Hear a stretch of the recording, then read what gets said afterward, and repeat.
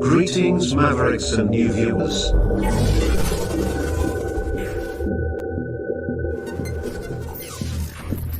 Tonight, direct and live from the Maverick News Network World Studios. This is Maverick News with Rick Walker.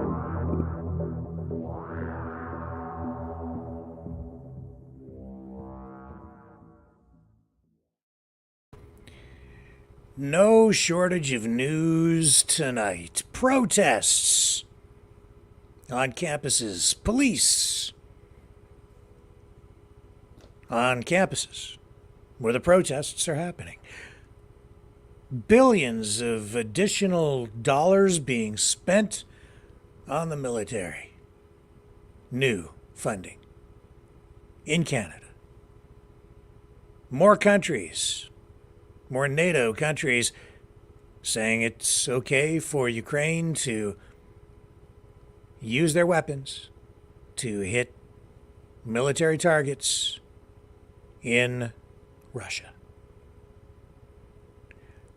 Vladimir Putin telling people that everyone who is Russian needs to feel like they're immobilized in order to achieve their goals. Sounds like a call to arms of sorts. What else? Boy, so many things, I can't remember them all. Donald Trump, hush money trial. The jury has started deliberations, but they're on pause. They've adjourned for the night. Without a verdict, the world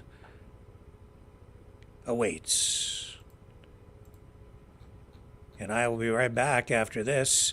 We'll dig into all that and more in just a moment. Stay with me.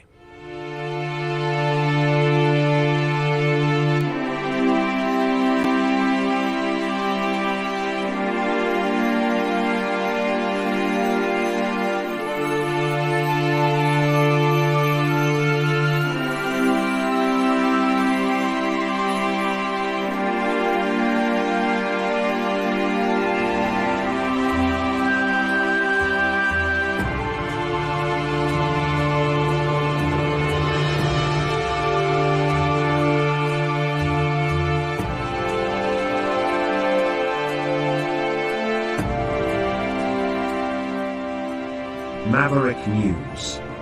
The world is watching.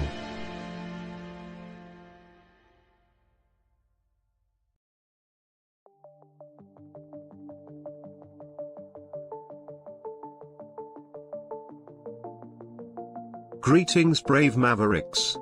Our quest for truth continues. We go beyond fake news. Together we expose propaganda. Together we pull others out of rabbit holes. We are maverick thinkers. We are all unique individuals, defenders of individual rights and freedoms, credible, trusted, grounded in reality. Maverick News, Maverick News. Defending free speech, Donate at freedomreporters.com. Do it now. Tomorrow may be too late. Maverick News. The world is watching.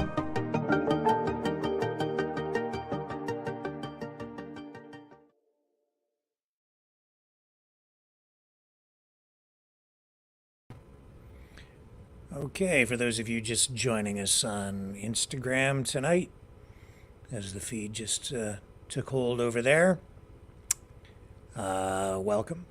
As I said just in the previous opener, no shortage of news tonight. Where shall we begin? How about with what's going on with this situation in Ukraine? More countries, more NATO countries, signaling to Ukraine that it is okay to use the weapons they are supplying to attack military targets inside Russia. The logic, the rationale, I guess, is the the better word behind this is that Russia is launching rocket or missile attacks from positions inside Russia proper against locations inside Ukraine, in particular areas near the border in places like Kharkiv. And in order to mount any kind of defense, Ukraine has been requesting permission to use Western weapons against those targets on the other side of the border. Until now, there have been restrictions in place, especially from the United States, preventing Ukraine from doing that. They're supposed to be used only within the Ukrainian borders. Now, I know that some attacks, some things have been launched from Ukraine into Russia.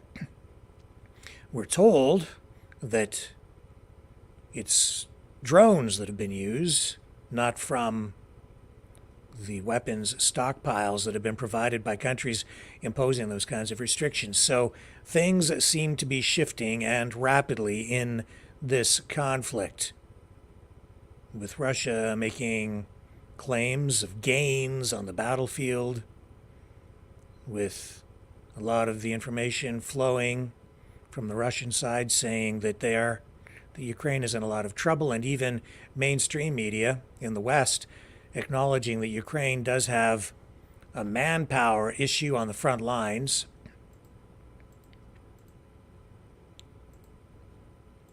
All that going on, and Vladimir Putin making a statement here, and I'm going to have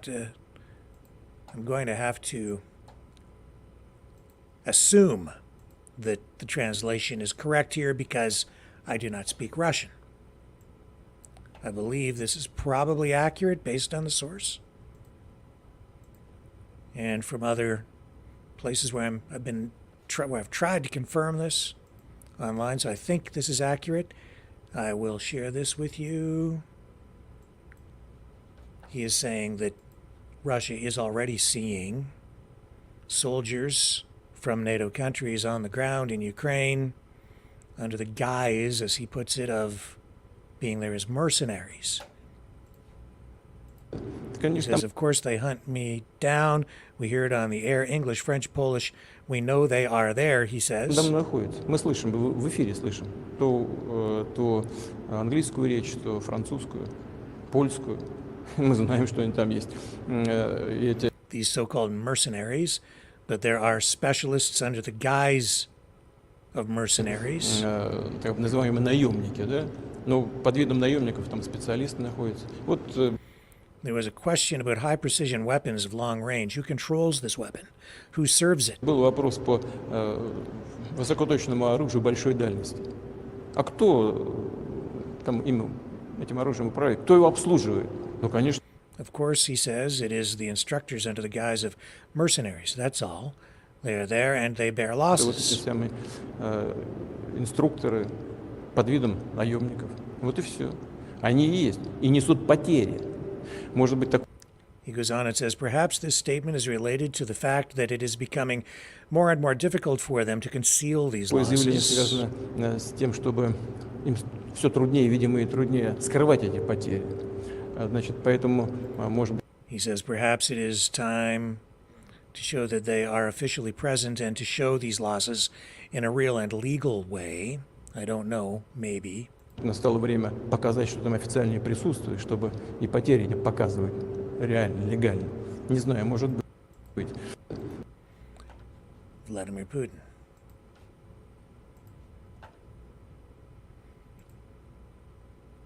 If that information gains traction, proves to be true, if there is some exposure, that could trigger serious escalation. We are seeing tonight that Canada, of course, is among those countries that is saying there are no restrictions for Ukraine in the way that they use the weapons that Canada has been supplying, and growing, mounting pressure from within the Biden administration to take a similar path, follow suit. And the word is that the administration in Washington is becoming more open to that possibility. While that's going on, today, Defense Minister Bill Blair in Canada has announced a major new funding package for Canada's military. He was present today at a trade show in Canada called CANSEC. It's the annual Global Defense and Security Trade Show in Ottawa. It's hosted by the Canadian Association of Defense and Security Industries. And while there, he announced major new spending, in particular for the Air Force. He talked about the government's updated defense policy. It sets out $73 billion worth of projects and procurements over the next 20 years. That includes an additional $8.1 billion in spending in the next 4 years alone, which will bring Canada closer to the NATO alliance targeted spending of 2% of gross domestic product on defense. It's not going to be quite up to snuff, not quite to that level. Canada's still falling short, spending, according to this plan, only about 1.76% of the GDP by 2029-2030, so still not meeting its obligations under the agreements signed with NATO. But 23 U.S. senators last week signed a letter to Prime Minister Trudeau saying that they are, in their words, profoundly disappointed that Canada won't meet its obligation by the end of this decade. So here's Bill Blair talking about, the Defense Minister, talking about Canada's new spending plans and the way it will affect the military, in particular the Royal Canadian Air Force. For Canada, this is a major new expenditure. He's at CANSEC. Today, I have the privilege of announcing that we have now signed an $11.2 billion contract with SkyAlyne, which will deliver future aircraft training program in collaboration with the Royal Canadian Air Force. SkyAlyne will help to train RCAF pilots, air combat systems officers, and airborne electronic sensor operators. And with this contract, our air crews will train on 5 different fleets, more than 70 aircraft in total, preparing our crews to operate both fixed-wing aircraft and helicopters for the RCAF of the future. SkyAlyne will also provide classroom instruction, simulator flight training, as well as on-site support at RCAF wings. And with this program, we're ensuring that current and future RCAF air crews will have the most advanced equipment and training available. And this contract will of course include an Indigenous participation plan, which commits to investing a minimum of 5% of the total contract value, excluding the cost of aircraft and simulators, to Indigenous businesses. This particular contract will create and maintain over 3,400 jobs in Canada over the next 25 years. It's going to deliver for the RCAF precisely what they need. It ensures a strong future for the RCAF. This is just one element of the largest investment that the Royal Canadian Air Force has seen since the Second World War. This year we're celebrating the 100th anniversary of the RCAF. And as we celebrate this centennial, I am more optimistic than ever about its future. We also, of course, have to make pretty significant investments in the Canadian Army. And today, I'm also announcing that we are investing $2.58 billion with General Dynamics Land Systems Canada and Marshall Canada in a joint venture for a new fleet of light and heavy logistics vehicles, equipment, and in-service support for the Canadian Army. In total, this investment is going to deliver over 1,000 light trucks and approximately 500 heavy trucks to our military, as well as associated equipment such as armored protection kits, containers, trailers, and interchangeable modules that can be turned into ambulances, command posts, and much more. These new vehicles are going to be the workhorses of the Canadian Army. They're going to transport everything from personnel to equipment to supplies in combat zones and across Canada after natural disasters. Our new fleet will carry heavier loads, it'll be more mobile, it's going to offer much better protection for our people in uniform. The first vehicles are currently expected to arrive by 2027, and I understand some of them are on display at the General Dynamics booth just outside this hall, and I invite you to go by and have a look at them. This contract is also going to include an Indigenous participation plan to Indigenous businesses, as well as creating employment, training, skills development for Canadians. I'm very proud that these contracts have been awarded to leading Canadian industry partners who have demonstrated their commitment to supporting the Canadian Armed Forces and creating real economic benefits for all Canadians. To everyone involved in these projects, to our partners today as we announce this project, but in the many years of work together that we have in front of us, I want to say thanks. Thank you for your commitment, thank you for your partnership, and we will be with you as we deliver for the Canadian Armed Forces. Okay. So, I guess the good news is they're planning on being around 25 years from now. So that makes me feel a little bit better, given all the saber rattling that we've been hearing, because we're now seeing that we have 11 countries that have given permission to Ukraine to strike targets inside Russia with the weapons that they are providing. And Russia sees this obviously as a provocation, but, or at least that's the way it's being played out by one half of the media machine out there. The other side, I mean, I certainly see the rationale behind this decision. If you have an enemy lobbing missiles at you from their side of the border, and you're not allowed to do anything about it at all, you're just sort of a sitting duck. You're not allowed to defend yourself. So I see the logic. Whether you want to support it or not, that's up to you. Will the United States support it? That's the larger question. That's the $64 trillion question.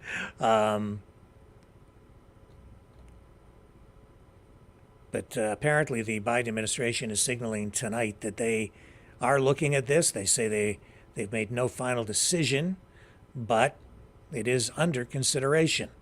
That according to two senior Biden administration officials, they've essentially opened the door to this possibility, where until now they have imposed this restriction, that these weapons that the United States is providing should only be used within the Ukrainian borders.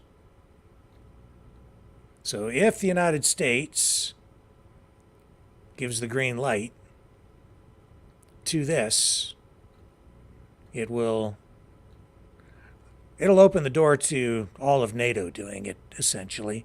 Obviously, there is concern that this could lead to escalation, and that is what the United States is clearly afraid of here.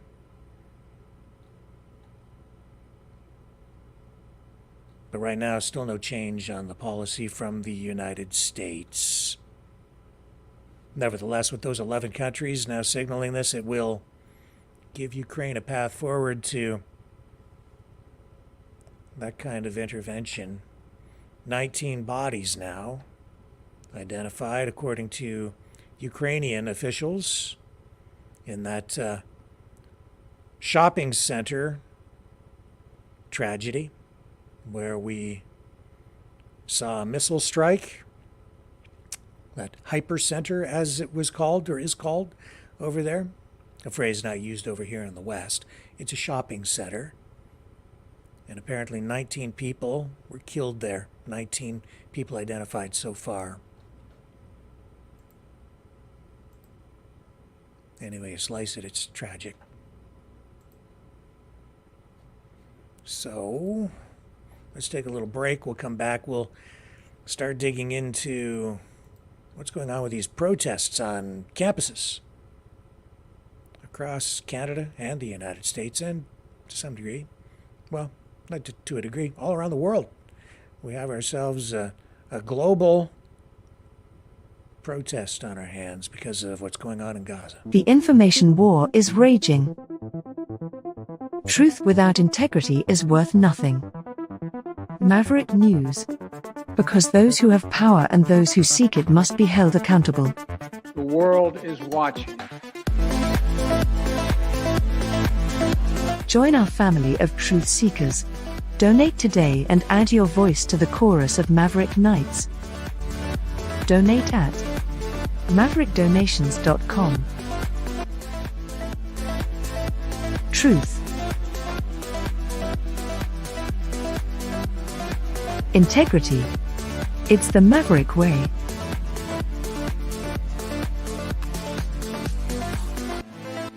Maverick News. The world is watching.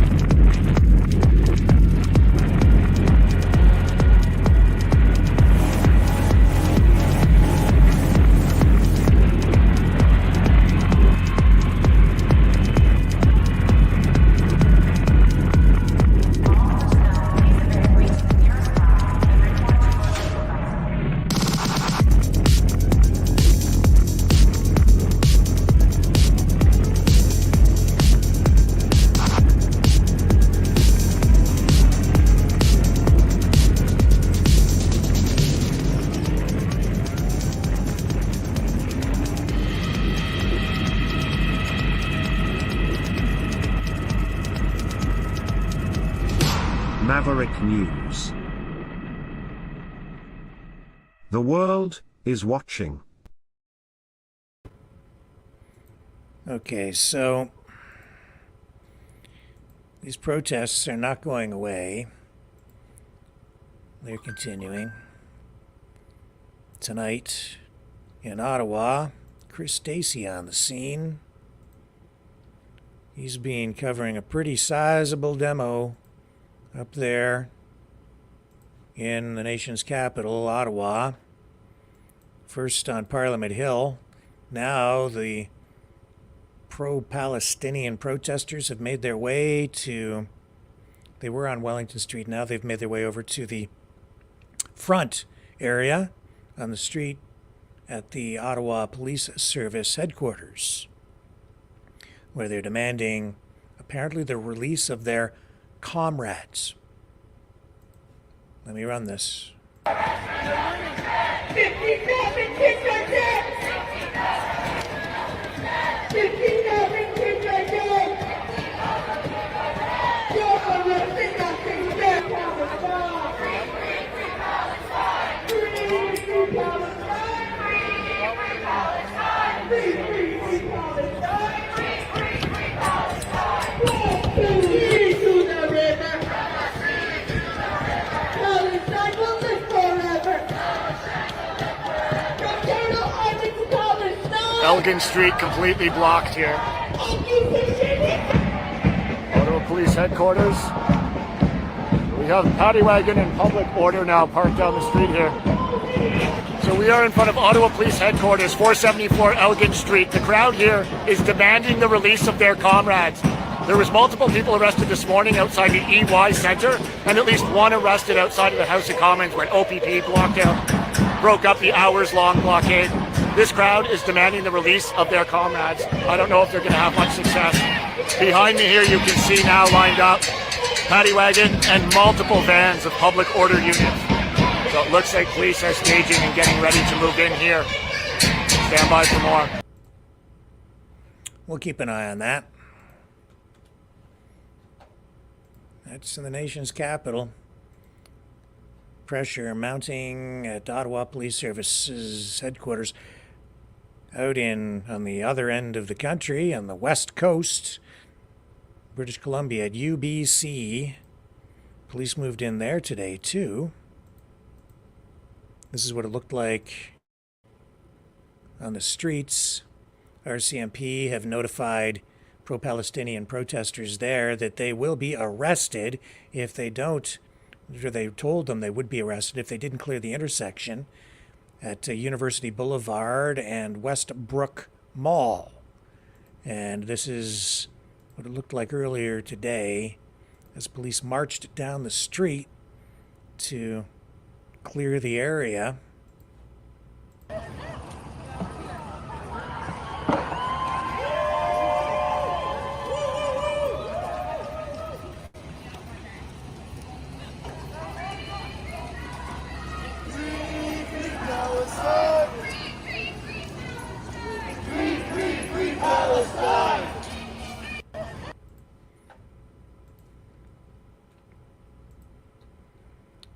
And then the pro-Palestinian protesters went on to disrupt graduation celebrations where parents and other students were celebrating. And this is what that looked like.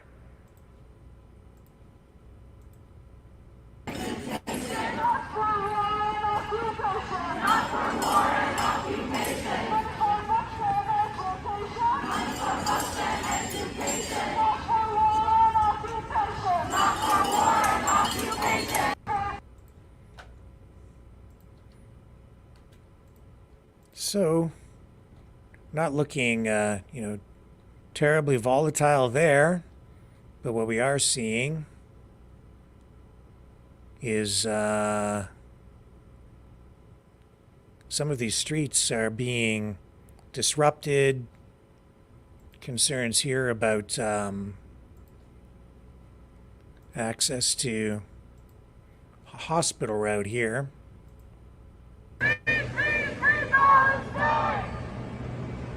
Disclose! Divest! We will not stop! We will not rest!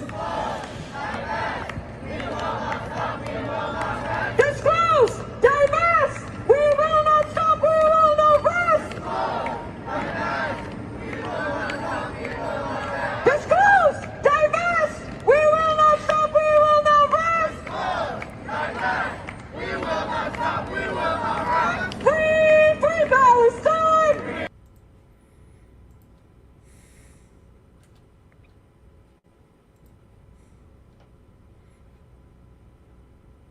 Oh, and and then there's this talking about, police.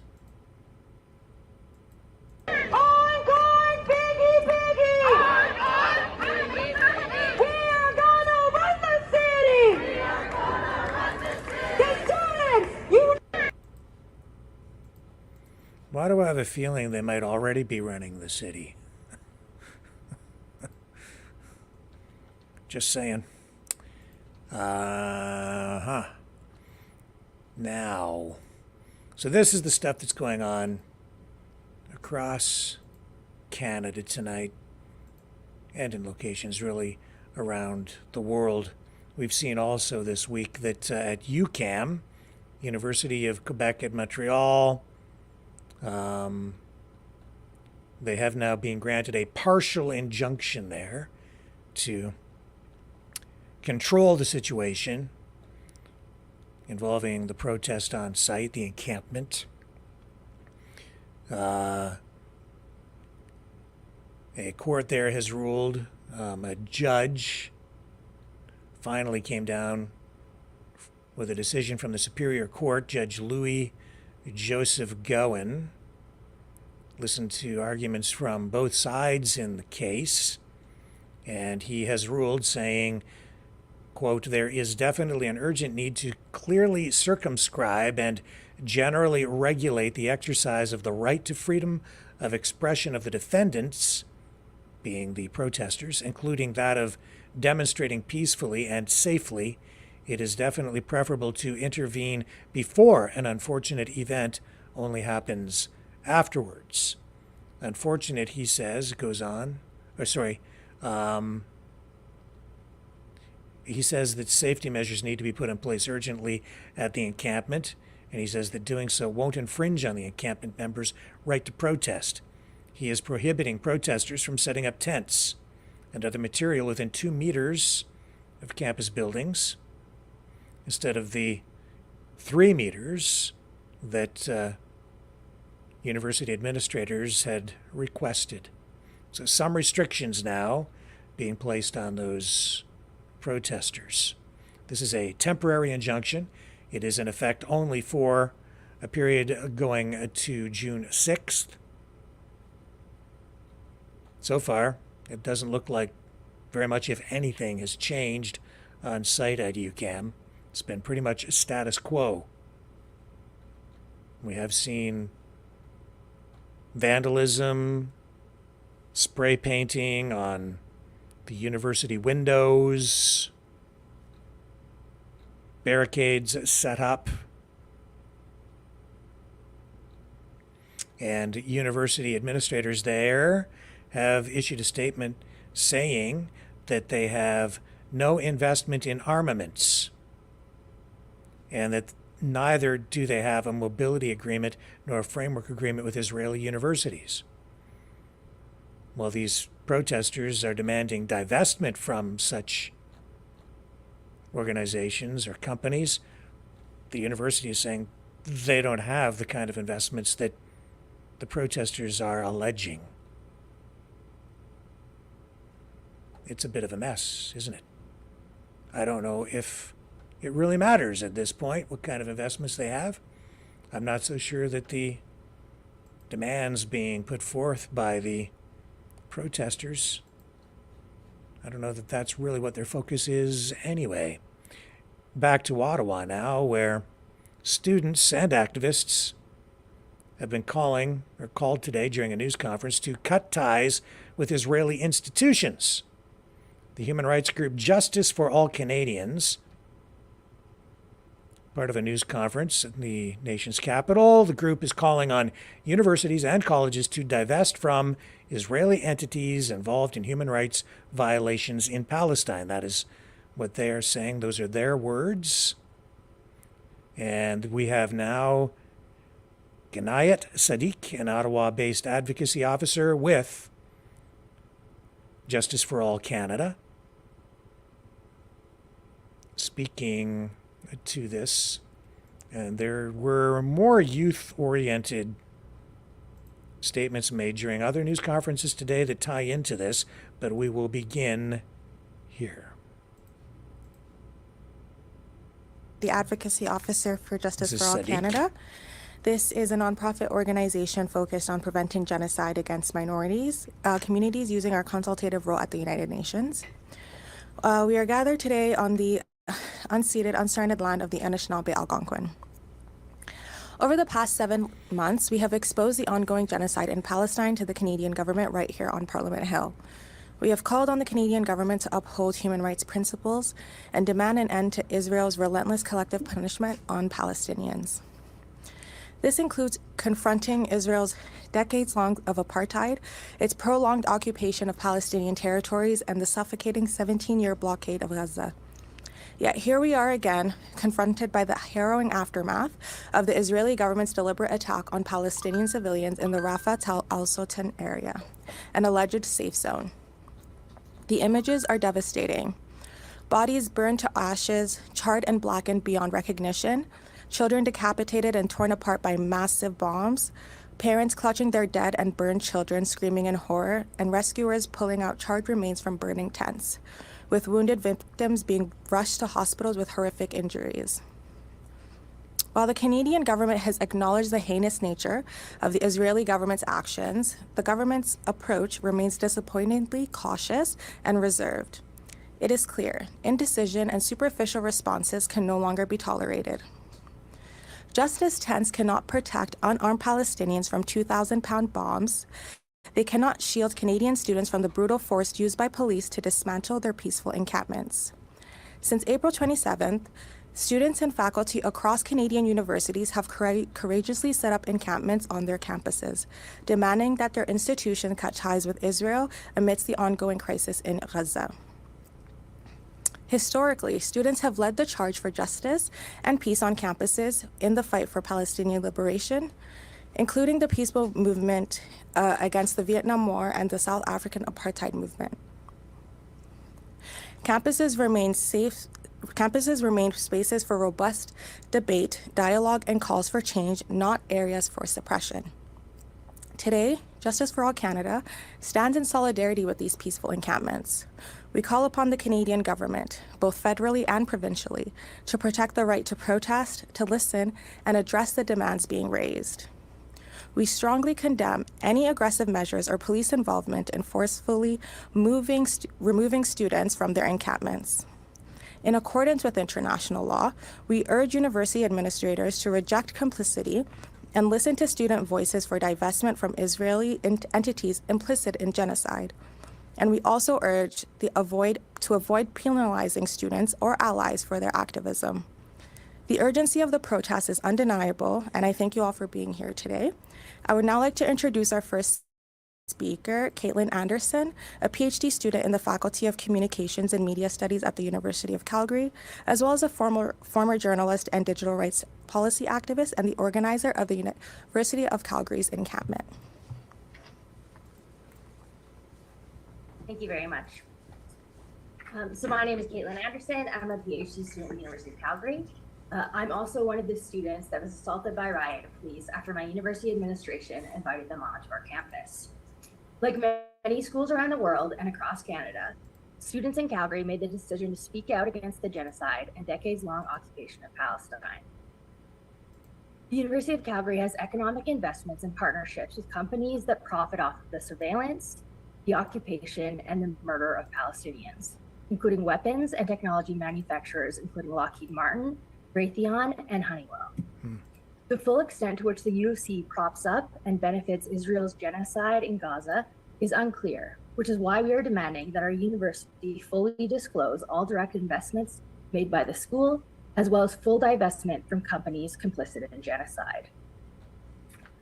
I've been on and off at the Calgary campus for the better part of 2 decades, having done my undergraduate and master's degree at the school. And on May 9th, the day of our encampment, I'd never been more proud to be part of the campus community.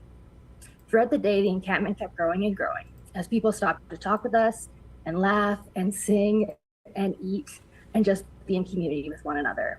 Our campus in our city isn't known for its activism, and the large number of students that showed up and the huge ways in which our community came together around us was really incredible and gave me a lot of hope for the future. Before the sun had set, that optimism transformed into confusion as police surrounded our camp, dressed in riot gear with helmets, shields, and guns. After our camp was fully dismantled, they advanced on students anyways. We were singing arm in arm, and the Calgary Police Service brutalized us with batons and shields, kicking our legs and tear gassing us. They shot pepper bullets all around us and threw stun grenades at us, which I've learned are designed to shock the nervous system. One landed inches from my feet and everything went white and made a sound I can't even begin to describe. I left campus coughing and gagging from the pepper spray and tear gas and in total shock. At urgent care, I had a CT scan done because doctors were concerned that the police had fractured my skull. Since then, I've been doing my best to keep up with my research while coping with a concussion. Like all Canadians, students have a right to protest. As a PhD student, I am so privileged to be able to spend my time on campus.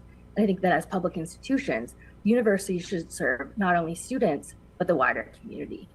University campuses are special places to gather, to debate, and to challenge ingrained ways of thinking.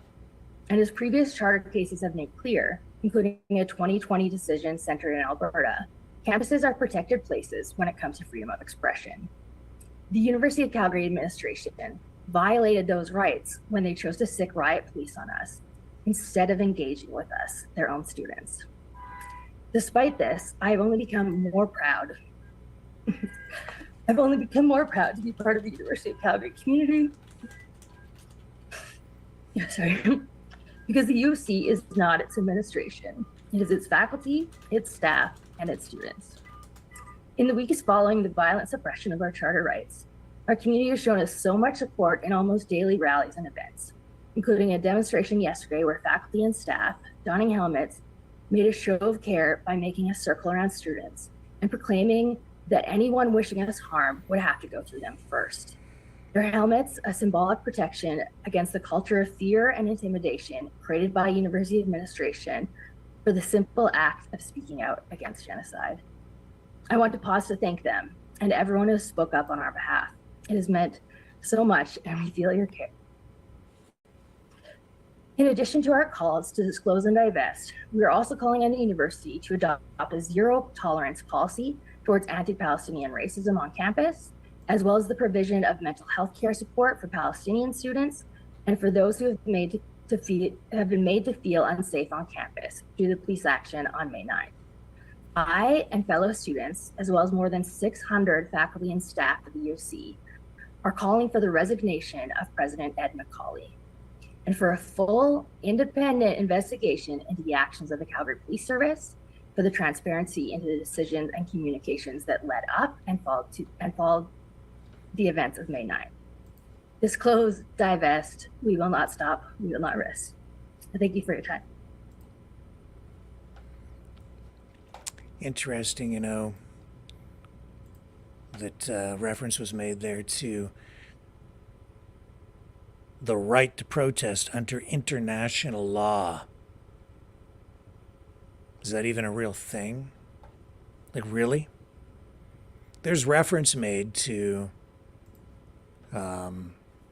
things like freedom of expression, peaceful assembly, and there's references made to those rights in some international treaties. The truth is, when it comes right down to it, when it comes to international law, there really are no rights. Not when you have nations with sovereignty.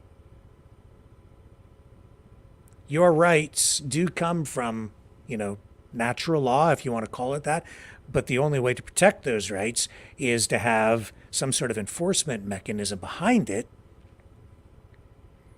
so that if your rights are violated, there's someone there to defend those rights.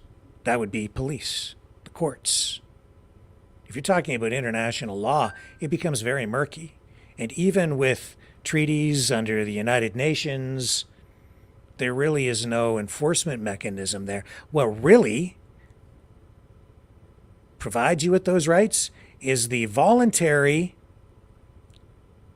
surrender of some degree of sovereignty by any nation state that signs on to those agreements, and then the willingness of that nation state to abide by whatever is in those treaties. And then the only thing that really truly enforces it is if other nation states that have signed on to that hold those other nation states accountable through an enforcement mechanism and arbitration process that would be employed by a body like the United Nations and some sub-body that would then be designated to deal with that. And this is a very murky thing. And that's why once you get outside the border of Canada or get outside the border of the United States, you get into other countries or even international waters, there are some, standards, law. I won't even call them laws, but they call it international law. Some international laws that are recognized by nation states around the world to some degree, but enforcing any of that, that's a whole different matter. And when you're inside Canada, I'll tell you this, your right to protest, the right for those protesters to express themselves on university campuses or anywhere else, they're being protected not by international law. They're being protected by Canadian law. And while even though those cops went in and busted up the encampment that she's speaking of in that previous incident, the truth of the matter is, and you've seen this on full display, police, government here exercising a lot of restraint. The truth of the matter is, these courts are being extremely lenient and tolerant of these protests going on to date because they are in reality violating a number of different laws. And so the court then here in Canada has to find a balance between the law, the property rights of the university, the property rights and the rights of the other students who attend classes there, and whether or not they are given access to the facilities, the rights of the general public to access the property versus the rights of the protesters to express themselves, and how long these protests go on. And this has to be assessed on an ongoing basis during a demonstration like this. This is a legal process. There's no universal international law that is protecting any of these protesters. And I'll tell you this, if it wasn't for the Canadian law, they would have had their butts kicked out of there a long time ago. They're being protected by the law, whether she realizes it or not. And there's a lot more protection under Canadian law than there is under any international law, because there's no enforcement mechanism. And when I say enforcement, I mean enforcing the law to protect someone's rights and also limit them in order to protect the rights of other people, to find that balance. It's a complicated thing. We've been exploring that right here on this channel, that same scenario with free speech in our chat and on this channel. The only way you can have a serious discussion about free speech, freedom of expression, right to protest, freedom of assembly, all of these rights, is to talk about what restrictions you place on those rights. And you place those restrictions to a reasonable level, reasonable, in order to protect the rights of other people, so that everyone is treated fairly under a system of democracy. It's the job of the government. It's the job of the Constitution. It's the job of the Charter of Rights and Freedoms, the Bill of Rights, to protect the rights that people have. It's not that you get your rights from the government. It's not that the Constitution gives you those rights. You have those rights. But the only way you get to keep them is if the government is there to protect you from people who want to take those rights away from you. That's the way that it works. These protesters, in my estimation, have in many cases, not every case, but in many of these protests, have crossed the line. They crossed the line quite a long time ago. Vandalism doesn't give you the right to vandalize things. You have the right to protest. You don't have the right to spray paint the property with graffiti. You have the right to assemble and protest on campus. You don't have the right to restrict access to Jewish students or members of the media or the general public and say you can't come into this common area where the public is allowed to attend. You can be there to protest, but you should not be allowed to restrict access to other people. It's unconstitutional. It's not fair. I can go on. They crossed the line a long time ago, but courts also understand that when it comes to a protest like this, or any of these kinds of protests, they have to gauge things. And sometimes they err on the side of one side or the other in order to strike what they think is a proper balance based on the mood of the public, the volatility of a situation, to keep the peace, and also to just make sure that the rights of freedom of expression, freedom of assembly, freedom of speech, that these things are really protected, because in a democracy, these things are extremely valuable.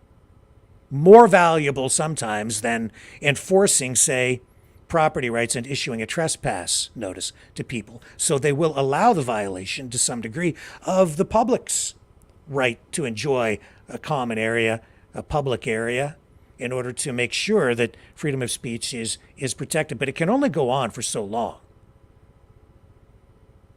before democracy itself is undermined, because people who are sitting there screaming, "I have a right to free speech," sometimes are a little disingenuous. They quite often want free speech for themselves, but not for other people. And holding property hostage, or indeed even holding human beings hostage, that's not about free speech.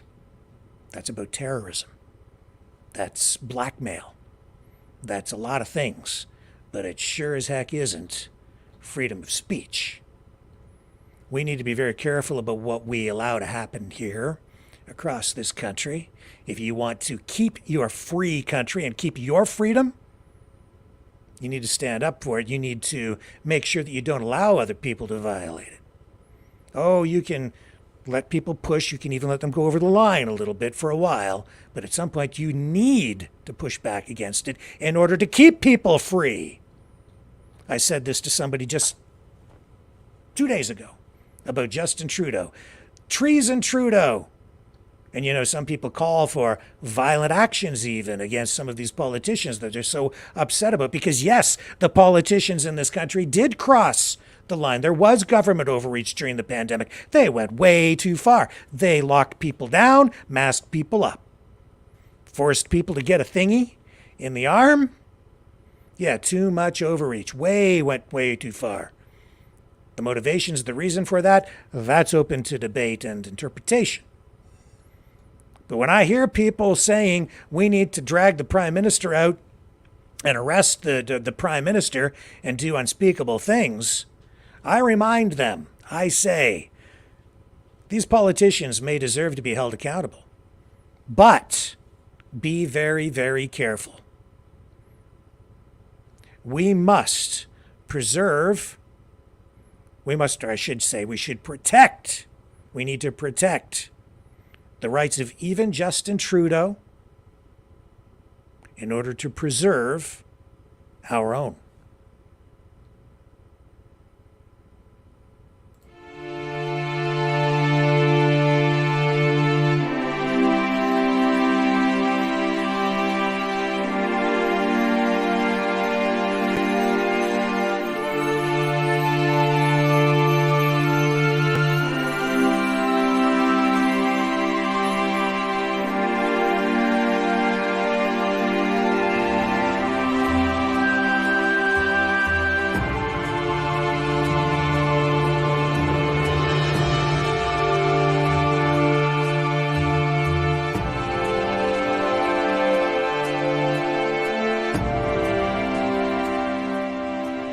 Maverick News.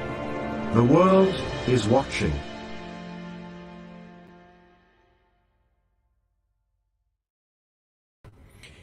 Other stuff going on in Ottawa, nation's capital, all connected back to this stuff.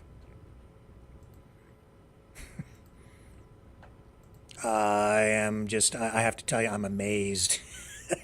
Every day when I think things can't get weirder or worse, it gets weirder and it gets worse. What am I talking about? I'm talking about, a push.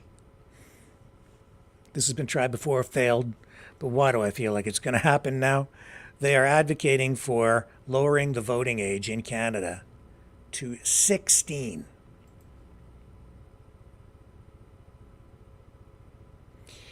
What could go wrong?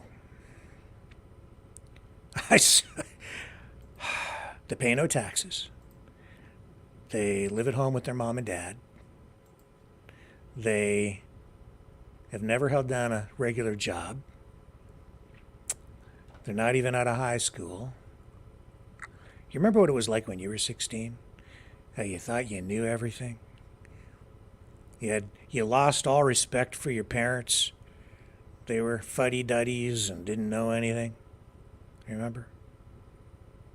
I remember how, my friends would talk, and young people. What do kids know? Nothing. No world experience, still an incomplete education, minds of mush, ready to be filled up by someone with ideas and information. God help us.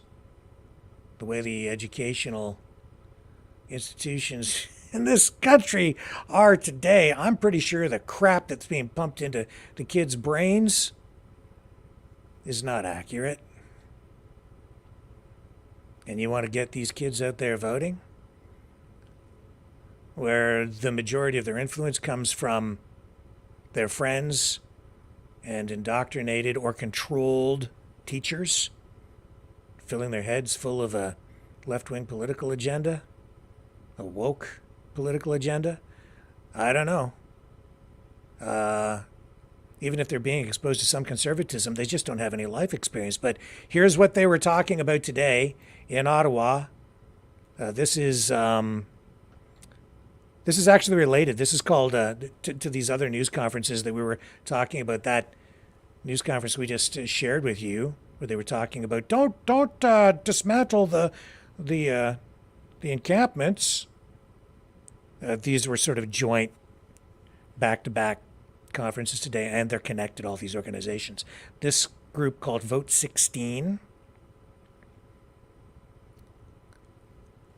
this news conference held as part of its national summit in support of lowering the voting age to 16. So this is Senator Mary Lou McPhedran. She was there with some people from the Green Party and people from an organization called Apathy is Boring. It's just so boring. Apathy. Better care. Well, as long as you care. As long as you care, I feel much better about it. To give that kid a ballot. Here's what she had to say today. In a nutshell, we're here because Francophone young leaders more than 20 years ago came up with the idea of lowering the federal voting age to 16. And over the past 20 years, numerous attempts have been made by various members of parliament from different parties to bring in a bill to actually accomplish this. I'm the first senator to introduce a bill on the Senate side to lower the federal voting age to 16, and my bill is still active in the Senate. We had a very powerful speech yesterday, and we will be revisiting the issue again next week. But today is about the Ottawa Summit on Vote 16 and two key takeaways from the research that's been done ever since Austria was the first major country to lower the voting age at all levels in its country in 2007. And the research has been done almost daily since then. And now what we have is a big difference between 20 years after the first bills were introduced to now. 20 years ago, it was all about opinion and prejudice because there was no research. 20 years later, we have a lot of credible, published academic research from a number of different countries, and a number of those experts are here with us at the summit. And it comes down to this: nothing bad happens when you lower the federal voting age to 16. Depends on your perspective. It's all good. In fact, in the words of the Conservative leader in the United Kingdom, after changing her mind about this issue, she said, everything is positive about lowering the federal voting age to 16. So without further ado, I'm going to welcome and ask my parliamentarian colleague, Mike Morris, to say a few words. And so, without further ado, I will take out my flamethrower and set the entire nation ablaze with chaos and anarchy. Jesus.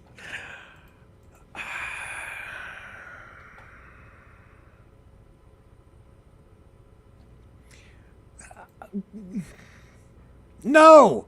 Okay, just no. No, no, no. They've been trying to do it for 20 years. There's a reason it isn't happening. Hasn't happened. Because it's a bad idea. Okay? It's a really, really, really bad idea having kids go to vote. Just my opinion. Just, oh my. Okay. That brings me to something, that came to mind today.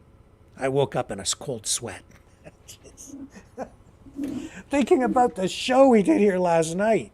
About the Thirsty for the Talk, sex education, extreme sex education program that has now been banned out in New Brunswick because the premier there didn't know what they're actually going to teach. He was told that this sex ed program was going to be about HPV. It turns out if you go to the website, it's about positions and relationships and sex acts that I've never even heard of before. But at least now I've learned what furry porn is. Okay? Sort of. I think it's where you use Rogaine. I'm joking. Okay? As in place of anything slippery. Just saying. Okay? That's furry porn. Oh my God, did I just say that? Oh my God. Oh, how can I talk about this? Here's the thing.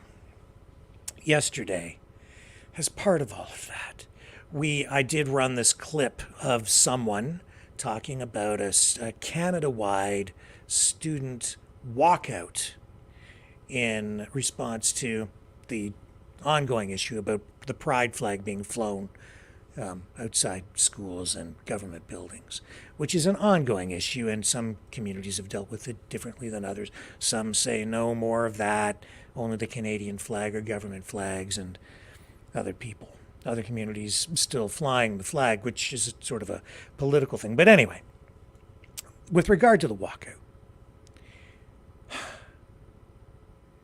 I understand the issue, and I understand that it is very divisive. But stop. We have to stop. I'm not supporting it. I'm against a Canada-wide student walkout in schools over this issue, or really pretty much any other issue. At this level, with this level of intensity being applied to put pressure on the system. Why? You might say, well, we have to do something. Here's the thing. They want your kids to walk out. Yeah. Why are they putting these programs into schools? It's not, this is, again, me editorializing, analyzing. Let me share this with you. They're not putting these programs into the schools, the drag queen story time things, this program where it's so explicit that it's making, the eyeballs pop out of parents' heads because they're so shocked, including me. And I think I'm a pretty open-minded guy, but anyway. They're doing it to piss you off. On purpose.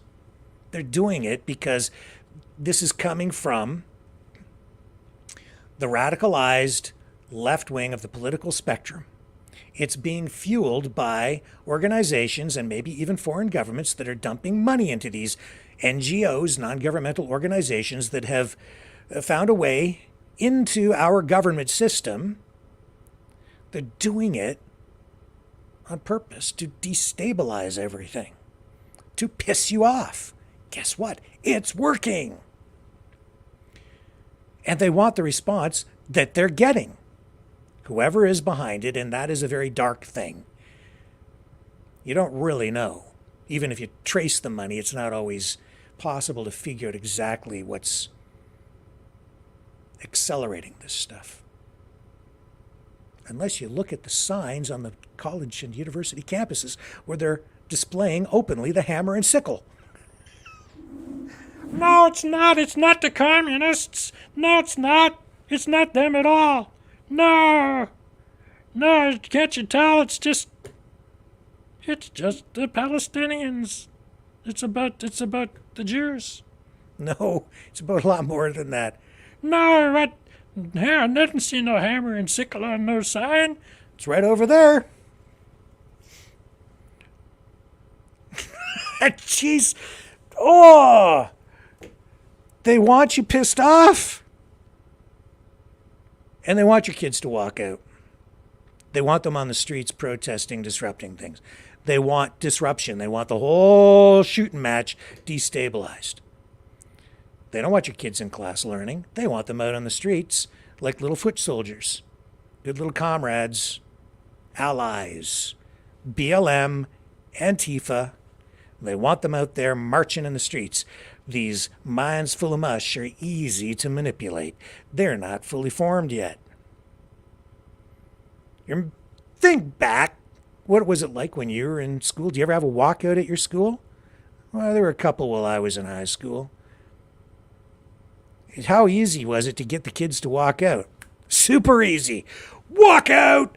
Everybody leaves the building. Why? We don't know. Doesn't matter. 'Cause we're protesting colored shoelaces and sneakers. We don't like it.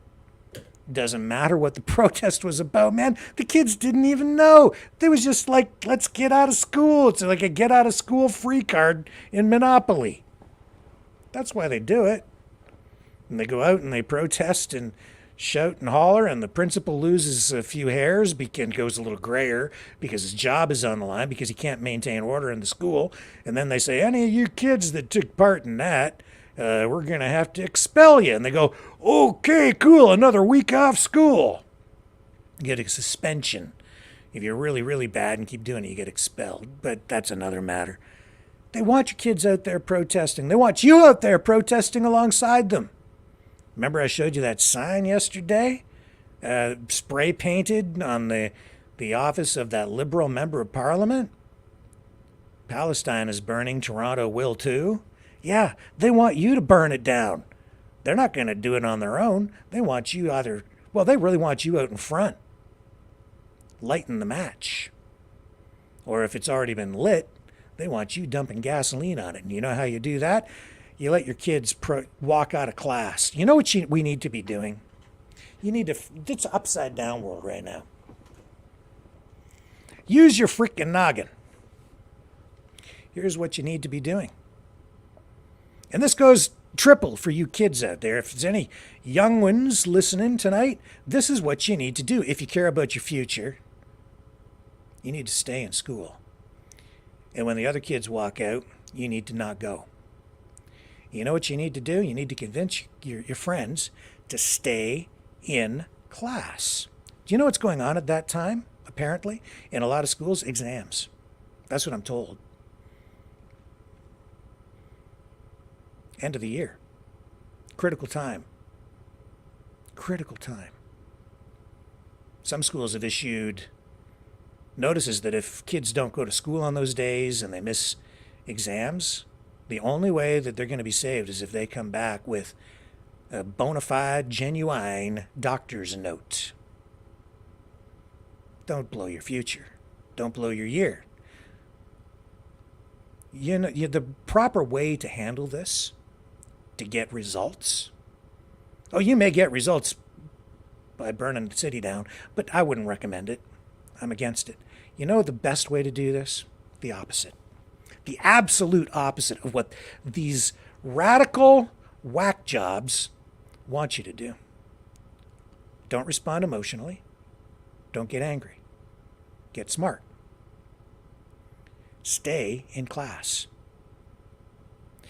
Organize, a ribbon campaign or something sort of passive like that to draw awareness to the issue and have it ongoing. Seek dialogue. Demand dialogue. Within your school, with your principals, your teachers, demand a meeting, a public forum in the school auditorium. Go to your student council and have them demand that your teachers and the school board administrators do better. Go to the school board after class and demand a forum with your school board trustees, the people who get elected locally to run the schools. Demand better. Get your student union or student council presidents and the members of your student councils to represent you and apply pressure. Go to the media and get your student representatives, put those student council presidents to work. Get them to earn their status. They don't get paid. At least not when I was in school. Let's learn about the political process that way. You don't get the right to vote when you're 16, but you can sure learn about politics by doing what I'm just telling you to do right now. And make sure you stay in school and learn. Because what would you be out in the street protesting for anyway? Better education. Well, avail yourself of the education that's available to you right now and stay in class. Demand better. When you walk out, you're doing yourself a disservice. You're missing your classes. You're putting your year in jeopardy because it's exam time. And you're giving the people on the radical side of the political spectrum, which is wrapping around and coming out the other side, you're giving them exactly what they want. You're being manipulated. You're being used. Get smart. Don't get emotional. That's how you do it. And go to the media and request that they give you a voice. Come on here if you do something like that, and I will give you a platform. That's what this place is all about. It's about giving voice to the voiceless, or to those who often have trouble getting a voice. I'll give you the platform. Let's talk about that. Make use of this. Go to your mainstream media. Go to your local radio stations, your newspapers, and your local TV outlets, and put pressure on them. Say, we want to talk about this. We want attention drawn to this issue. And then hold those school board administrators, hold their feet to the fire. Not just your principal. The principals, they don't have any say in the curriculum, right? They have to do as they're told. Go to the school board. Go to your local members of provincial parliament. Education is a provincial matter, then delegated. The funding all comes from the province, pretty much, at the high school and elementary school levels. And the universities and colleges too, for the most part. It comes through transfer payments, but it's the provinces that control education in Canada. Similar kind of setup in the United States. That's the way you do it. Don't shoot yourself in the foot. I woke up in a cold sweat, not because I was afraid of these crazy political activists. I woke up in a cold sweat because last night I didn't properly address that. I hadn't thought it through enough. And by running the clip of that person calling for that student walkout nationwide, I was, in a way, giving amplification to the message and promoting it. That wasn't the intent. I'm just trying to inform. And I don't even know how much traction that campaign even has at this point. But I don't want to contribute to it because I don't want to contribute to the destabilization of our country. I don't want to give more power to the people who just want to burn it all to the ground. Telling you that we have to do that in order to get to a better place when they're not even telling you what things are going to look like when we get to that other place, because they're not telling you what their real plan is. But I can tell you this from a lot of experience dealing with folks like this. When you're seeing them display the hammer and sickle on a sign out in the open while telling you that you have to get out there and burn it down, when they're openly telling you that they want the city to burn, you should believe them. The masks have come off.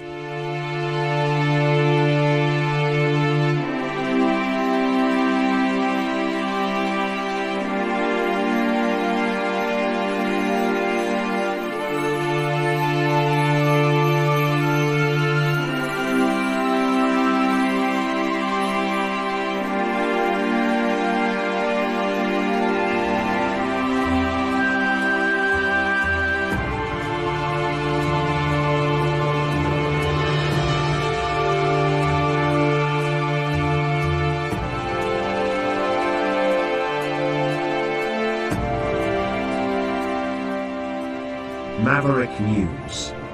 The world is watching.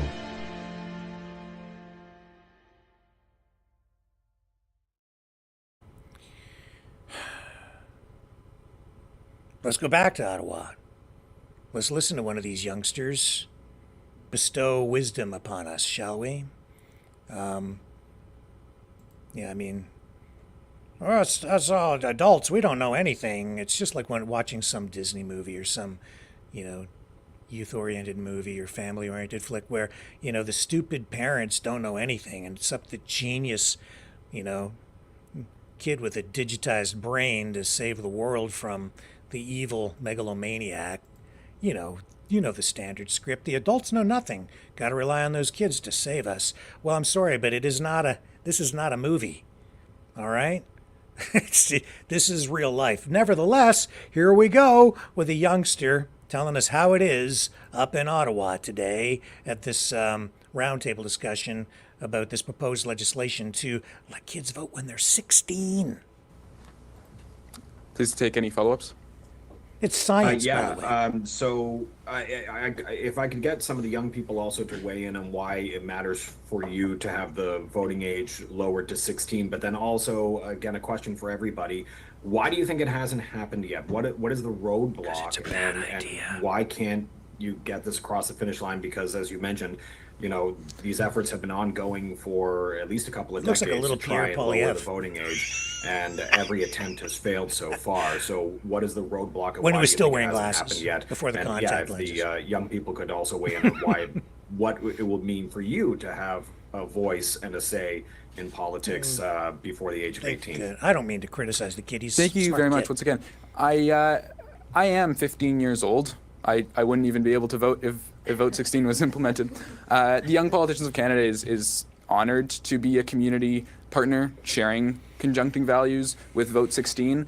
And I go to a school where I know that if my peers were able to participate in democracy before they're off to college, university, jobs, they would understand the values and the importance of citizens showing up to the polls and making our decision and checking off a ballot, because that is our job and that is our responsibility as individuals. And the Young Politicians of Canada is working on that through our campus clubs, through our placement programs, through walking into classrooms and making sure students are engaged and interested in democracy, because this is how we get students to show up to the polls as they're 18 now, and maybe as they're 16 in the future. I'd love to hear what Aishwarya has to say. Sure. Yeah, first of all, thank you so much for your question. I'm going to start off by saying how many young people, especially in Ontario, so I went to school in Ontario. I'm 18 right now, just finished my first year of university. We have a course, right, in high school. It's called Civics and Careers. How many young people actually paid attention in it? And None. the answer is very, very few. So let them vote. And a What lot could of the go time, wrong? people just do it over summer school. People do it as a course that they just want to get over with because they have to, because it's required. But if we were to just lower made the my voting point. age, young people would realize that whatever they're learning in school, whatever policies or politics that is being shown on TV is actually important because they have a say there, No, right? they wouldn't It's about care. how we can grab their attention and how we can get them engaged at a very young age Their and hormones ensure are that this pumping too high continues for them to pay throughout. Because attention. let me tell you, not a lot of people in my high school were engaged in politics, that's for sure. And a lot of times, if you are engaged in politics as young people, you are ostracized. You are kind of seen as an outlier because it's not normal. But it should be normal because this is our future and this is our present that's at hand. Layering Thank on you. responsibility is not going to convince them to pay more attention. Any follow-ups? You know, I'll add Please. my. Let's listen to this youngster. Si possible, je peux le faire en français ou en anglais. For me, Except it's the it's same. But French, I think, so- as I said in French, the youth are the future of this country. So wait as we for the know, there's future to about vote. 2 million young individuals between the ages 16 and 17. What we decide today, what Ottawa decides today, impacts them directly. But that's why, as a young politicians in Canada, we have Jaden over here who's 15, Aishwarya who's 18. Our entire organization is an organization built by youth for youth, because we recognize in Canadian politics that the status quo does not give us space to share our beliefs and change policy. As a result, it is us, the watch you youth, who've had to change take it policy. upon ourselves to do that. Not you. Whether the voting age is 16 or 18, the YPC, the Young Politicians in Canada, serves as a vehicle to create that change, to give youth of any background, wherever in this country, the ability to come and to engage in Canadian politics. So while we see the lowering of the voting age to 16 shares many values with ours, we will continue to fight, regardless what it is, for greater inclusion in youth, or greater inclusion of youth in politics, because that is what Canada needs so desperately to create a change for the better. Thank you. It's Charlie Angus, and I sat on the parliamentary committees when Mr. Polyev, who was a young politician, was overseeing democratic reform, which meant screwing people out of their right to vote. That was the whole plan. They went after indigenous people. They went after marginalized people. The need that they insisted on all kinds of voting requirements and visual cards and addresses. And the reserves I represented, people don't have street addresses. It was about keeping people from voting, because the people who could vote can change our country. And so for too long, this attitude is that young people aren't mature enough, they're juvenile, they're silly. This is a way of denying the incredible energy that would come, that would force politicians to wake up. And I will say, for 20 years, I've been in high school after high school. When we have mock elections, because we don't get real elections in high school, I've had better questions, better participation, better understanding of issues among every single class I've ever spoken in than I've heard at many public debates. So I think our democracy is troubled right now. Democracy is in a fragile state. Democracy is facing the dangerous, toxic levels of disinformation and online interference. Young people aren't that dumb. They will bring a freshness and accountability. So to keep democracy alive in a time we see around the world where it's being threatened, and it is a precious thing, I would say let's bring in the young people, because they will protect it.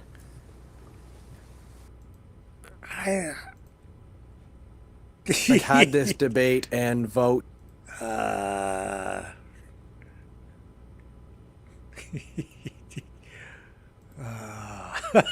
Just how about that guy? See, should he vote? Just look what happened to him. Look what happened to Spicoli. He went on to become kind of a political activist on his, didn't he? Yeah. Oh man. First, you get elected prime minister, promising to legalize weed and decriminalize drugs. And then, after you do that, you get all the youngsters together and you let them vote.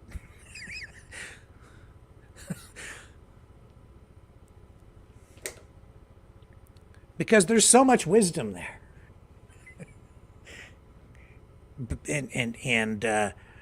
Oh my, okay, legalized weed and 16-year-old voters, it doesn't seem like a really good combination to me.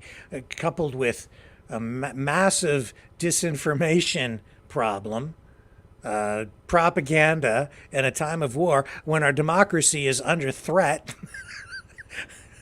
And you have huge protests right now with political activists who literally want to destabilize all of Western society. Let's let the 16-year-olds run things. Wow. Again, really? Oh my God. I don't even want to look in the chat. Probably half the people are disagreeing with me. That's okay. It's all right. You'll see. You'll find out when it's too late. Donald Trump. You want to talk about Donald Trump and his court case? I guess we could get into it. Democracy is messy at the best of times. It's always messy. I don't think we need any more chaos. Let the kids be kids. All right? That's my editorial for the night. One of them, anyway. I'll be right back. Don't go away. We'll talk about Donald Trump on the other side.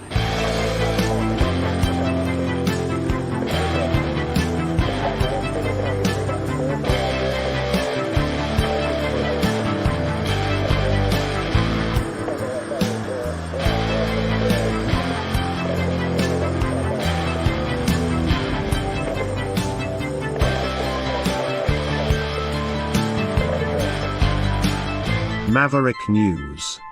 Fighting for freedom.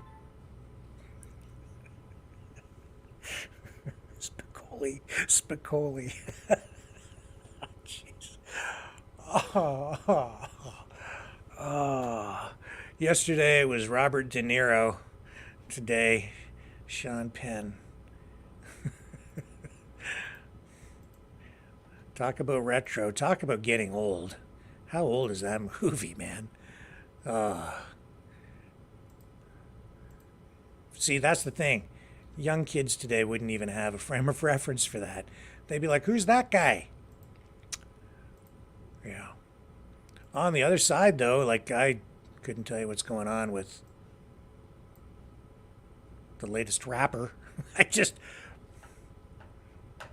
don't know. I see this entertainment news. I don't even know who these people are. And I didn't go see the Barbie movie either. I can barely watch movies anymore because they're all so woke. And it just drives me crazy. So, Donald Trump talking about reality television and entertainment. Hush money trial. Jury began deliberations today, but still no verdict. So what do we know about this? The court adjourned after several hours. They started deliberations. They'll be back at it tomorrow morning, 9:30 a.m. sharp.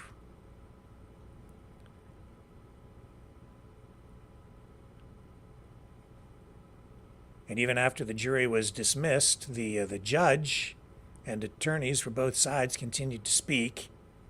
And while deliberations were underway, the jury sent out 2 notes. They requested information from the court. The information they were looking for was related to the testimony of David Pecker and Michael Cohen. And they asked to hear the judge's instructions in those areas again, because the judge did provide, as they always do, information and instructions to the jury so that the jury can understand how the law works as it relates to the evidence given, how they are supposed to apply the law as they consider the evidence. For instance, they said that they cannot make a decision based only on the evidence presented by Cohen because he's actually a co-conspirator, so to speak, in the case, because he was party or part of the alleged activities that might be related to the crimes that are alleged to have been committed, which is to hide hide money from the government so that it looks like it's for something else, these payments that were made to Stormy Daniels in order to improve or promote Donald Trump as a political candidate. Anyway, so yeah, these instructions were given, and then they wanted clarification on that. So they're obviously giving this a lot of consideration. I think there were 34 different areas that the judge had to give instructions on because there are 34 counts of falsified business records and in these allegations. And that's what Trump is accused of. That's what he's facing in connection with these hush money payments to Stormy Daniels. So it becomes very complex, the way that the law has to be applied here. And one of the reasons it's complex is because a case like this has never really been tried before. And the legal foundation that this case is resting on it's like based on an interpretation of a few different laws. And I'm not even sure that it holds water. So it's kind of dangerous territory in a way for Donald Trump because it depends on how the jury approaches this after listening to the judge on the instructions and how they apply those instructions and whether they do it properly and come up with the right decision. It's a very complex legal maze that they have to wind through to determine if he's guilty or not. And we've seen, I guess, the government officials already talking about with the Secret Service about what they're going to do if they have to lock him up. Isn't that interesting? We're that close to having a former president of the United States thrown in the slammer. And can you imagine what would happen, what will happen, what could happen, what is likely to happen if they do that? Protests? You think? Talking about burning it down, again, it kind of seems like there are people out there that want this kind of stuff to happen, doesn't it? Very disruptive. Dangerous times. Am I missing anything else here about this? Yeah, I mean, it took the judge over an hour to explain the law and go through these instructions. And they were not given a written copy of the instructions, although they are allowed to ask for them to be read back if needed. However, they were allowed to take notes.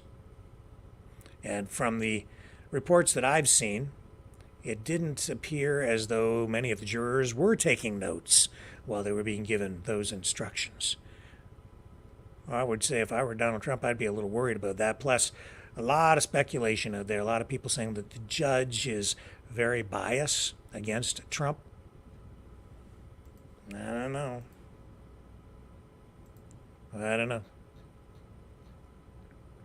Anyway, all the networks following this huge story.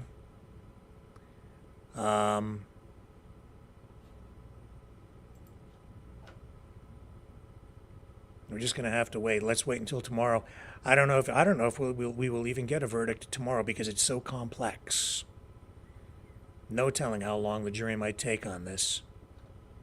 No verdict today, though, so we'll just let it slide for the moment and come back to it tomorrow. Now, if you have a Nissan, you're going to want to pay attention to what I'm about to tell you because you might not want to be driving your car. They have issued a do not drive notice. All this because they have a problem with airbags. 48,000 vehicles in Canada. I think this is probably going to extend to the United States as well. This is because Nissan, some older Nissans equipped with Takata airbag inflators, run the risk of exploding during a crash. So this warning applies to about 48,000 vehicles, including 2002 to 2006 Nissan Sentras, 2002 to 04 Pathfinders, 02 to 03 Infiniti QX4s. The owners of those vehicles, if you have one, you're being told do not drive it. They will be repaired free of charge. If in doubt, get your VIN number, call the dealership. And you'll find out if your vehicle is affected by this recall. They have reports, I guess, of 58 people being injured and 1 person being killed since 2015 associated with the inflators in Nissan cars. Across the United States, federal officials have racked up 27 deaths and 400 alleged injuries across all affected cars as well. So there's also a release from the U.S. National Highway Traffic Safety Administration saying that even minor crashes can result in exploding Takata airbags that can kill or produce life-altering gruesome injuries. And these older models are of particularly high risk. This is not the only auto manufacturer to have problems with these airbags resulting in recalls.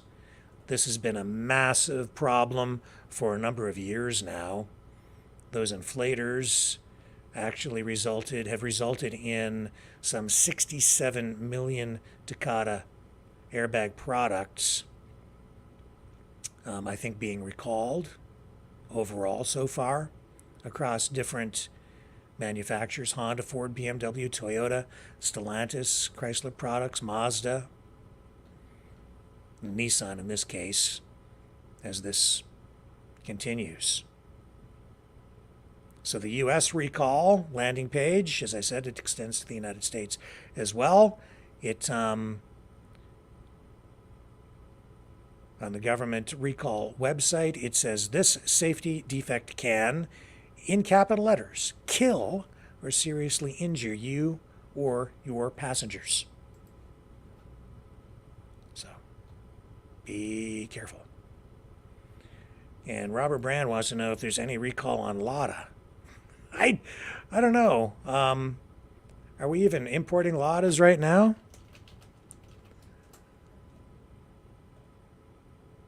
I don't think they even sell them in the U.S., do they, anymore? I don't think so.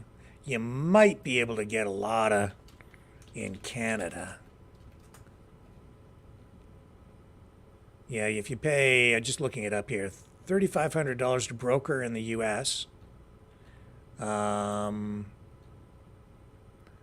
Lada is, I don't know of any dealers in Canada. Maybe I have to look into it. I'm sure if you search online, you'll be able to find it. Get a used one. I haven't seen a new Lada on the road anywhere in years. Ladas. When I was young and they were selling Ladas, man, those things were just rust buckets.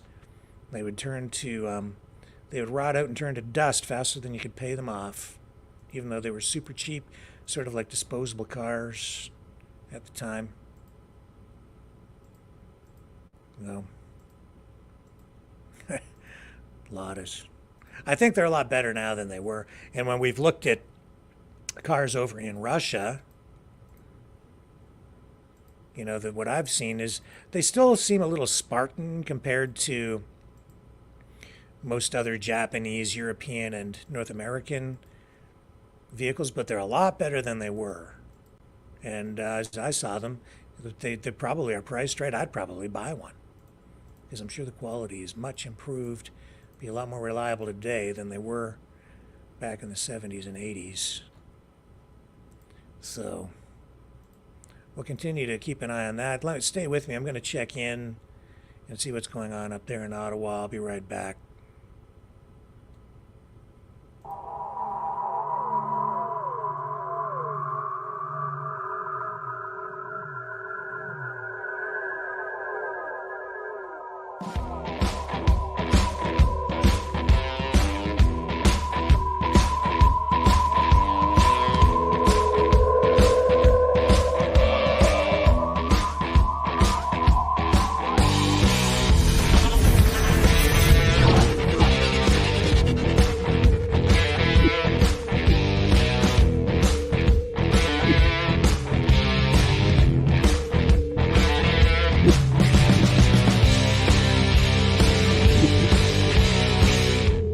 Maverick News. The world is watching.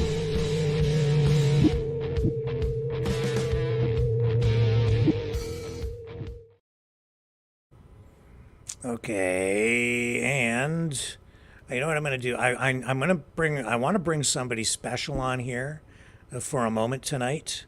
I'm going to make a call and see if I can get this person on the line. I don't know if this is going to happen because I don't know if they're there or not.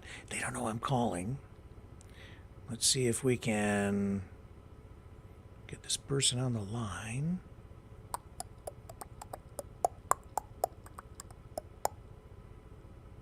Okay. I really want to talk to this person. There it is right there. I've got the number. Okay, hang on. I'm going to call. I don't want to put him on the spot, so I'm going to run a little promo. I'll be right back while I cue this up. It's going to be, you're going to like it. Don't go away.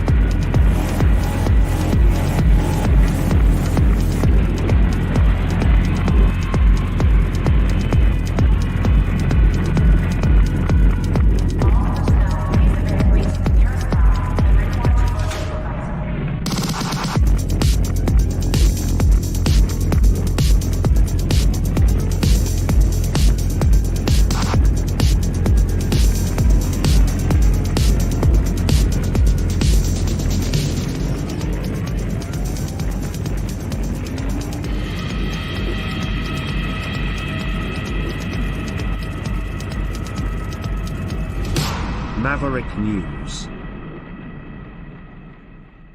The world is watching. Okay, I got him on the line. He's live with us right now. Let me make sure that this is turned up so people can hear you. Okay. All right. Pastor, tell people who we're speaking with right now. This is Chaplain Paul. I'm in Phoenix. I serve in long-term care ministry for over 14 years. I've been a health care activist for close to 30 years. I'm heavily involved with our elected officials, fighting every day to improve the safety and quality of care in long-term care and in American health care. And I was talking to Rick yesterday, and we're kind of kicking around ideas, and I told him a joke, and he laughed so hard. He had to have the neighbors come over and pick him up off the floor, and then he said, would I say the joke on the air? And I said, sure, no problem. Okay, so here we go. This is the joke that Chaplain Paul shared with me yesterday, and I wanted to have him share this with us tonight because it was so uplifting, and it's going to make us smile. So, Chaplain, it's all yours. Take it away. Right. So there's these friars, like monks, and they grow beautiful flowers and vegetables, and so they decide they're going to open a florist shop where they're going to sell their flowers, and they begin to sell their flowers, and then there's another florist across town who's losing business. The friars, the prices are so low, and they want to just make everybody happy. But the other guy's losing business, so he goes over there and he asks them, can you please raise your prices? And they're like, no, we can't do that. This is for the poor, and this is for helping people. And then, so the guy goes and gets Hugh McTavish, McMillan, McMurt, McFryer, the toughest guy in town, to go and talk to the friars. So he goes and talks to the friars, and they still don't want to, they don't want to lower the price. So he beats them up, and they shut their doors, which goes to prove only Hugh can prevent florist fires. There you go. And it took me a month just to be able to say that without laughing. Only Hugh can prevent forest fires. Like only you can prevent forest fires. I can't even say it. But I'm so used to saying it that way now. I can't even say it like Smokey the Bear says. So can you tell him the right line, Rick? Because yes. I'm so used to saying the punchline, I don't even know the right line anymore. Only Hugh can present florist fires. No, not that line. The line of Smokey the Bear, his line. Oh, well, that's what he says. Only you can prevent forest fires. Isn't that what he says? All right. Yes, but you see, I've been saying the joke so long, I can't say it normally anymore. So you got to help me with this because it's really a problem. I mean, someone says, have you ever heard of Smokey the Bear? And I go, yeah, only Hugh can prevent forest fires. And they're looking at me like, this guy's a lunatic. I can't say it normally anymore, so I'm done. Yeah. I just looked this up, and did you know that Smokey Bear's famous slogan, only you can prevent forest fires, was created or was first used back in 1947 by the Wartime Advertising Council, which is now known today as the Ad Council. I never knew that. I didn't know that either, but I know it now because I Googled it. Makes it seem like I'm Now, smart. here's a line for you. Only patriots can start. What do they call it? What do they call it when there's like what do they call it when people get all upset and what's a fire? Okay, only true patriots can start. Oh my God, I can't think of it. It's a real firestorm. There it is. Only true patriots can start a firestorm for justice and truth. There, that's going to be our new slogan. Okay, slogan. Okay. Well, Chaplain Paul, we're just at the end of the program, and I wanted to close things off in a way that would uplift people. That's why I called you, because I knew you could bring a little positivity to the program tonight. Anytime, Rick, and like I always tell you, Jesus loves you, and so do I. And anybody listening, Chaplain Paul says Jesus loves you, and so do I. And with that, I'll say goodbye. Thank you, sir. I will talk to you again very soon. Really appreciate you. Have a blessed. All right. Have a blessed day. Okay. Love Bye-bye. you. Take care. Bye. There we go. Chaplain Paul. We haven't spoken to him in a while. Great to have him back on the program. We'll get him back on for a longer interview in the days ahead. It'll be great to have him back because he's been working on some stuff and telling me some things that need some attention, some issues to help some people who otherwise might not get the help that they need, and he's out there fighting for them. So, people in long-term care facilities and so on. So, yeah, happy to get him back on too, all the way from Arizona. And with that, folks, I am going to wrap things up for the night. Hang on a second here. Well, give me a second. I've got something coming in.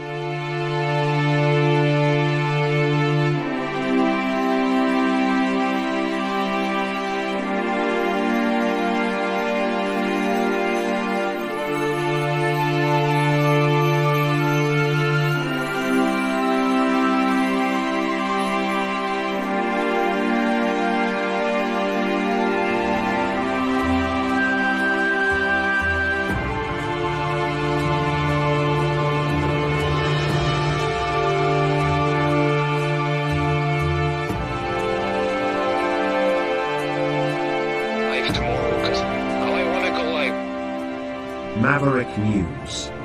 The world is watching.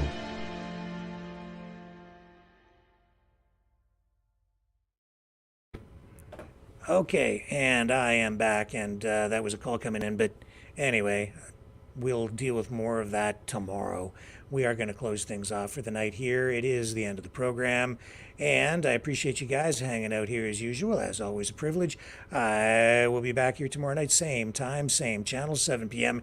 Eastern, the Maverick News channel, where we have the antivirus programs for your mind. Catch you on the flip side.